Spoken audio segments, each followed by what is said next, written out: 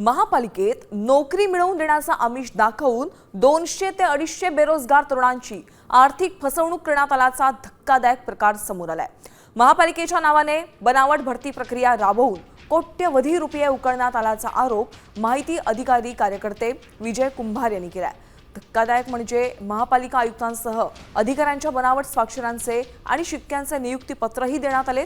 एका तरुणाकडून तब्बल 45 लाख रुपये घेण्यात आलेले आहेत। बनावट नियुक्तीपत्रे, प्रशिक्षण आदेश, वर्क ऑर्डर तसंच पुणे महानगरपालिकेचे नाव, शिक्के आणि लोगो वापरून भरती प्रक्रिया अधिकृत असल्याचं भासवण्यात आलं। यामध्ये खूप मोठा भ्रष्टाचार झाल्याचा आरोप विजय कुंभारे यांनी केलाय।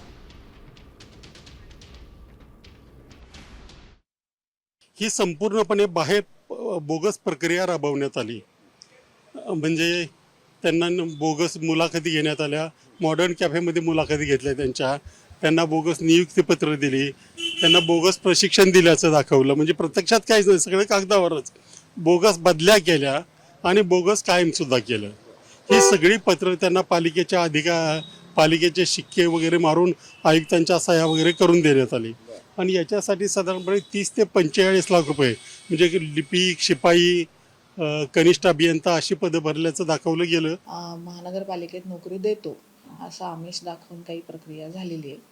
मला वाटतं काही पत्र पण दिलेत आणि पगार पण दिले गेलेत 1-2 महिन्याचे, परंतु महानगरपालिकेचे कुठले अधिकारी यामध्ये इन्व्हॉल्व आहेत किंवा नाही याची आता आम्ही सगळी चौकशी करायला सांगितली आहे।